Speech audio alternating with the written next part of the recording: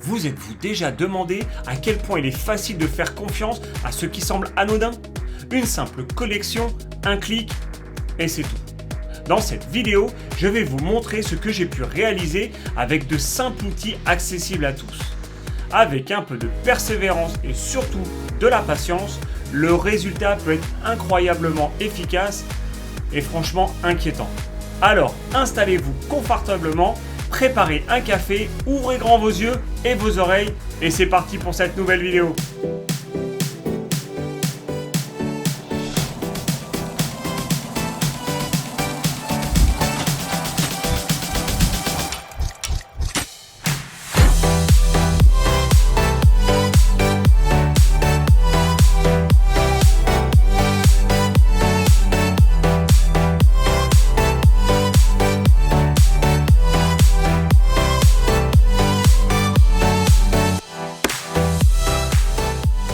Pour cette vidéo, j'ai décidé de ressortir un de mes Raspberry Pi pour réaliser une petite expérience. L'idée, créer un point d'accès Wi-Fi compact, facilement transportable et surtout discret. Avec ce Raspberry Pi, j'ai configuré un réseau Wi-Fi accessible à n'importe qui. Mais attention, ce n'est pas un simple réseau. Une fois connecté, une page s'ouvre automatiquement et c'est là que tout commence. Vous allez découvrir comment cette simple expérience a pu se transformer en une véritable collecte de données. Voilà, donc on va passer en revue le matériel dont on aura besoin pour réaliser ce petit projet. Et vous allez voir qu'il n'y a vraiment rien de compliqué. Donc, la première chose, comme je vous ai dit, c'est un Raspberry Pi. Donc j'ai ressorti un Raspberry Pi 4 que j'avais. Donc c'est lui qui va nous permettre de réaliser tout ça. Une carte micro SD que l'on va ensuite configurer sur l'ordinateur. Une antenne Wi-Fi, alors moi j'ai une antenne Wi-Fi Alpha Network, donc c'est elle qui me permettra de créer le réseau Wi-Fi sur lequel les gens vont pouvoir se connecter. Et pour paramétrer tout ça, je vous conseille un petit écran à brancher sur votre Raspberry Pi. Alors un petit ou alors un grand, peu importe. Le but c'est que quand il va démarrer, vous allez... Donc là, on va le configurer avec Raspberry Pi Imager. Vous allez configurer le réseau Wi-Fi, mais il va falloir récupérer l'adresse IP de votre Raspberry Pi et ça va s'afficher au démarrage. Et ensuite, on s'y connectera en SSH. Donc vraiment rien de compliqué. Un Raspberry Pi, une carte micro SD, donc j'ai mis une 32 Go, mais vous pouvez mettre une 16 Go. Ça ne consomme vraiment rien en termes de stockage. Une antenne Wi-Fi complémentaire et un petit écran. Donc là, la première chose que l'on va faire, ça va être donc configurer notre carte micro SD pour installer notre système. Donc on va déjà choisir le modèle que l'on a. Donc moi, un Raspberry Pi 4. L'OS, donc pas besoin d'interface graphique, ça ne vous servira pas à grand chose. Donc on va faire Other et on va prendre la version Lite juste ici. On fait choisir le stockage, j'ai ma carte 32 Go. Suivant, et on va faire les différents réglages. Donc le nom de la machine juste ici, votre nom d'utilisateur, le mot de passe pour pouvoir se connecter avec ce nom d'utilisateur, le nom du réseau Wi-Fi sur lequel il va se connecter avec son mot de passe. Vous mettez ça en FR, comme ça tout est bon. Si vous voulez faire le projet que je présente aujourd'hui pour avoir quelque chose de mobile, mettez un réseau Wi-Fi qui soit mobile. Si vous souhaitez le faire dès le début, vous pouvez le remodifier par la suite. Ça peut être le nom de votre réseau Wi-Fi de votre téléphone, un partage de connexion. Si vous êtes dans la rue et vous souhaitez créer ce petit projet, forcément il vous faudra une connexion Internet pour rediriger le trafic. Donc dans ce cas-là, vous pouvez mettre le réseau Wi-Fi de votre téléphone. Dans les services, on vérifie que SSH est bien activé, comme ça on va pouvoir se connecter à distance. Je fais enregistrer, je fais oui et je fais à nouveau oui pour pouvoir enregistrer et lancer l'écriture de cette carte micro SD. On va laisser faire ça tranquillement. Une fois que c'est fait, la carte micro SD, vous la mettez dans votre Raspberry Pi, vous branchez le petit écran, vous branchez l'antenne Wi-Fi, et vous mettez votre Raspberry Pi sur le secteur, vous le laissez démarrer, donc il va faire plusieurs démarrages, et à la fin, il va tomber sur l'invite de session avec l'adresse IP indiquée au-dessus avant de vous connecter, et soit vous vous mettez directement sur l'appareil, donc vous branchez un clavier et vous allez pouvoir paramétrer ça, ou alors vous faites comme moi, on va se connecter en SSH. On attend que ça se fasse, je branche tout ça, je laisse tout démarrer, et on se retrouve juste après. Voilà, donc mon Raspberry Pi a enfin démarré. il a récupéré une adresse IP et on va s'y connecter en SSH. Donc on fait un SSH, le nom d'utilisateur que l'on a créé, arrobase, et l'adresse IP de notre Raspberry Pi.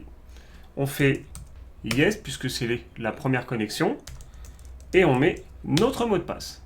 Voilà, je suis connecté sur mon Raspberry Pi.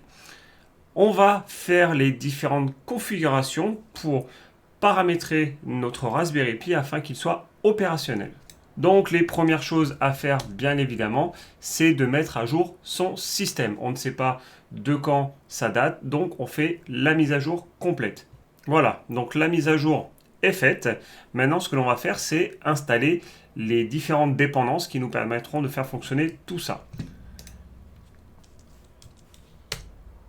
On va faire en sorte d'activer notre carte Wi-Fi secondaire en mode monitor. Donc déjà, on la désactive, on la passe en mode monitor et on la réactive. Une petite chose qu'on aurait pu faire juste avant, c'est vrai que j'ai été peut-être un petit peu vite, c'est faire un ifconfig pour voir le nom de votre carte réseau. Donc déjà là j'ai ma carte réseau filaire que je ne me sers pas. La loopback, donc ça on ne s'en sert pas non plus. La carte Wi-Fi du Raspberry Pi, donc d'origine, celle qui est sur mon réseau domestique. Et la carte Wi-Fi secondaire, celle qu'on vient de basculer en mode monitor. Donc ma carte Alpha Network. On va vérifier si c'est bon. Et là, on est OK, je suis bien en mode monitor. Maintenant, on va se créer un dossier pour notre configuration avec les différents fichiers. Donc on va créer un dossier qui va s'appeler FAP, donc Fake Access Point, et on va se déplacer dedans. Une fois que c'est fait, on va se créer un fichier qui va s'appeler hostapd.conf et on va se le configurer tranquillement. Dedans, vous allez compléter tout ça, donc votre interface Wi-Fi, donc la carte secondaire, les différents drivers, le nom du SSID qui va être diffusé. Alors moi j'ai mis mon pseudo. Alors, cette partie-là, c'est si vous souhaitez vraiment avoir une sécurité. Donc moi, vu que là, je suis en environnement de test et que j'ai pas envie que quelqu'un s'y connecte, j'ai activé une clé de sécurité, donc un mot de passe. Bon, il est quand même pas très compliqué à trouver, mais ça suffira. Vous, pour la finalité, on va dire, si vous décidez de le faire, vous ne mettez pas de mot de passe, puisque le but, c'est que quelqu'un se connecte et tombe sur la page qui va permettre de capturer les informations qu'on voudra. Donc là, moi, je le laisse comme ça. CTRL X et Y pour sauvegarder. On va se faire notre second fichier. Voilà. Avec les informations, puisque quand quelqu'un va se connecter, il va falloir qu'il ait une adresse IP. Il va falloir qu'il ait une autorisation pour accéder à ce réseau. Donc, on est toujours sur l'interface WLAN 1. On fait une plage de DHCP, donc entre la machine 100 et la 110, donc j'ai pas mis grand chose, le masque de sous-réseau avec un bail de 12 heures. Et on a notre passerelle par défaut, donc la 1.1, ça sera notre carte Wi-Fi que l'on va configurer juste après. Un serveur DNS forcément, puisque s'il veut être redirigé vers Internet, il faut bien sûr un serveur DNS. On sauvegarde tout ça, et maintenant on va figer une adresse IP sur notre carte Wi-Fi Alpha Network. Donc on dit que l'interface WLAN 1 va être montée avec cette adresse IP et ce masque de sous-réseau. Et si je fais un ifconfig, j'ai maintenant, donc toujours pareil, mon interface du Raspberry Pi qui est mon réseau à moi, et mon WLAN 1 qui maintenant a une adresse IP. On va faire une route statique qui permettra de rediriger le trafic vers cette interface. Voilà. Et on va finaliser le routage complet du trafic avec différentes commandes. Voilà. Je vais juste basculer en mode route pour cette commande. Voilà. Et on valide tout ça pour sauvegarder. Maintenant, si quelqu'un se connecte sur ce réseau Wi-Fi, il va être redirigé vers l'interface classique, l'interface Wi-Fi WLAN 0 de notre Raspberry Pi, pour ensuite accéder à Internet. Donc on a fait au final un point d'accès Wi-Fi pour que les gens puissent transiter. Ça peut être pas mal si vous souhaitez faire un relais Wi-Fi. Vous avez une grande maison, un grand appartement et vous voulez avoir un répéteur Wi-Fi, vous pouvez faire ça, ça récupère un signal et ça retransite. Mais nous, on va aller un peu plus loin. On va créer une page web, un portail captif sur lequel les gens vont se connecter automatiquement. Donc, on installe tout ça. On installe également le dépôt GitHub. On va dans notre dossier et on va s'installer tout ça. Alors, si je mets sudo, ce sera plus facile. Voilà, c'est quand même un petit peu mieux. On vérifie que c'est bien installé. Impeccable, j'ai bien une version, donc c'est installé. Maintenant, on va aller configurer ce portail. Donc là, notre interface, c'est WLAN 1, donc on est toujours sur la carte Wi-Fi Alpha Network. On va chercher notre passerelle. Elle est où notre passerelle? Elle est là, parfait. Donc on décommande cette ligne-là. L'adresse IP correspond à notre passerelle, donc c'est parfait. On descend max client, on va en mettre quand même beaucoup moins, on va en mettre 50, ça suffit amplement. Et ensuite, tout à la fin, on va rajouter ceci. CTRL X et Y pour sauvegarder. On va vérifier où est-ce que c'est installé parce qu'on en aura besoin pour la suite. Donc, le chemin d'installation est ici, /usr/bin/nodog/splash. Donc, ça, on retient parce qu'ensuite, on va se créer un service où on va indiquer l'emplacement de ce programme. On fait toujours CTRL X et Y pour sauvegarder. On va réactiver tout ça. Donc là, on fait en sorte que ça soit lancé au démarrage. On redémarre notre service et on vérifie l'état. Et là, on est bon. Donc ça, c'est bien actif. Là, en état, si quelqu'un se connecte, il va tomber sur la page par défaut de ce portail captif.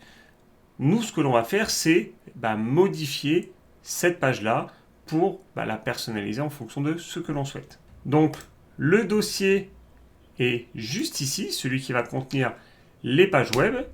Si je fais un ls, le fichier, c'est celui-ci. C'est le fichier index, on va dire index.html. On va se faire une copie de sauvegarde.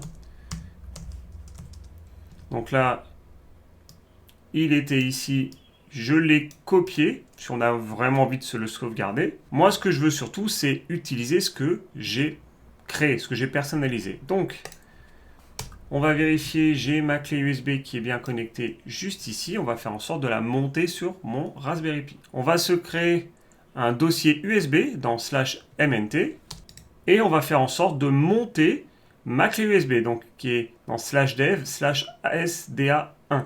Et on va faire en sorte de monter ça sur /mnt/usb. Et si on va dans /mnt USB, j'ai un dossier qui s'appelle site où dedans j'ai ce que j'ai créé. Donc là, ce que l'on va faire, c'est qu'on va copier tout ça sur la Raspberry Pi afin que ce soit ça qui prenne la main quand les gens vont s'y connecter. Donc on va faire un cp étoile et on a le chemin juste ici et on valide. Alors forcément, on n'oublie pas de mettre le sudo devant. Donc comme j'ai déjà dû vous l'apprendre, sudo espace 2 points d'exclamation. Les 2 points d'exclamation rappellent la précédente commande. Ça évite de tout retaper. Et là, on va aller dans notre dossier. Donc là, tout est ici. Mais attention, moi, mon site s'appelle index.html. Comme on a fait la sauvegarde, on va faire en sorte de faire mv. Donc, on va déplacer mon index.html à la place de splash.html. Donc, oui. Et j'ai encore oublié les droits sudo. Voilà, donc si je fais un ls-la, mon index qui était ici n'existe plus et il est remplacé par celui-là. Là, c'est prêt à fonctionner. Maintenant, on va lancer tout ça.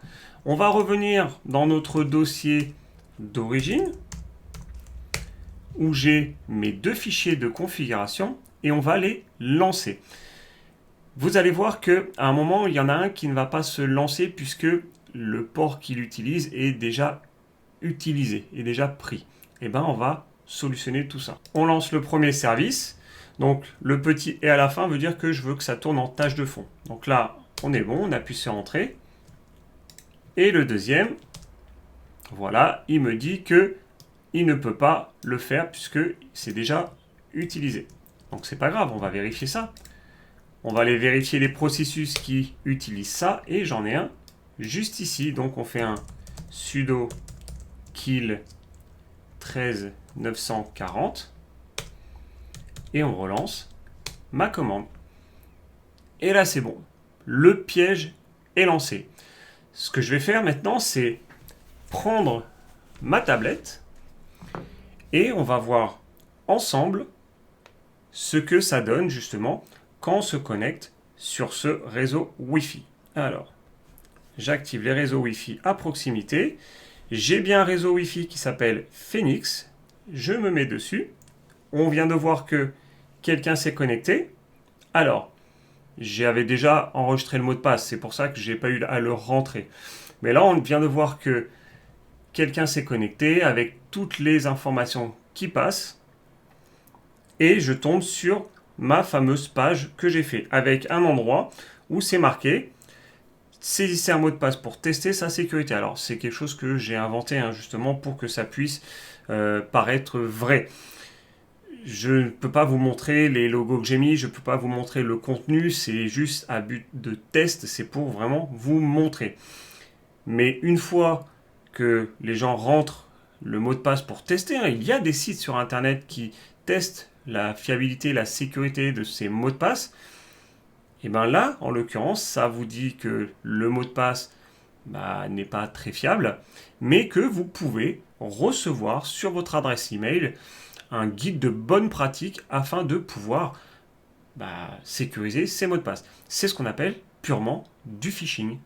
Sauf que quelqu'un déjà qui tombe sur ce genre de site, quelqu'un qui saisit un mot de passe, qui met des informations personnelles, l'attaquant va se dire j'ai un mot de passe, j'ai une adresse email, je vais tester. Ce mot de passe, il n'est peut-être pas anodin, il fonctionne peut-être avec cette adresse email, il va peut-être fonctionner avec tout autre service. Donc ça, c'est vraiment très important. C'est faire attention à ce sur quoi on se connecte, parce que un réseau Wi-Fi qui va... Alors là, j'ai mis mon pseudo, mais ça peut être n'importe quoi. Ça peut être... Vous êtes, par exemple, je donne toujours un exemple très simple. Vous êtes dans une gare, vous êtes au McDonald's, vous êtes en train d'être avec votre téléphone, vous voyez le réseau Wi-Fi gratuit de l'enseigne où vous êtes. Vous vous connectez dessus et ça peut être tout et n'importe quoi. On installe un VPN, ce qui permet de chiffrer ces données. On ne rentre pas d'informations personnelles, pas d'adresse mail. Si vous mettez une adresse mail, vous dites c'est anodin. Mais une adresse mail, ça peut pas mal vous identifier, surtout si vous avez des adresses email qui terminent par @ votre fournisseur d'accès. Ça permet déjà d'avoir des cibles pour comment faire pour lancer une attaque contre vous. Donc là, c'était vraiment quelque chose que je voulais vous montrer que il n'est pas compliqué de créer une page de phishing, de créer quelque chose qui, forcément, je le mets dans un sac à dos, je me balade et je récupère beaucoup d'informations. Et croyez-moi, ça mord. Ça, je peux vous le garantir. Voilà. Cette vidéo est vraiment à but d'information, à but d'apprentissage et surtout de sensibilisation. Faites attention. Ça arrive très souvent. Et si vous n'êtes pas vigilant, malheureusement, vous pouvez vous faire avoir. J'espère que cette vidéo vous aura plu. En tout cas, j'ai pris un plaisir refaire quelque chose comme ça, parce que je vous avais fait une vidéo il y a pas mal de temps sur la création d'un fake access point. C'était une de mes premières vidéos, où c'est vrai que j'avais surtout beaucoup mis d'écriture, mais il n'y avait pas d'interaction. Et c'est vrai que là, j'ai voulu le mettre à jour avec un site que l'on pouvait créer et justement faire en sorte derrière d'essayer d'attraper des gens. Et voilà, ça a fonctionné. Et surtout, voilà, faites attention, c'est à but d'information, c'est à but de découverte. Ne le faites pas, la loi est très stricte là-dessus et le but, ce n'est pas que vous ayez des problèmes. Je vous dis à la prochaine pour une toute nouvelle vidéo sur ma chaîne YouTube. En attendant, portez-vous bien. Ciao, ciao.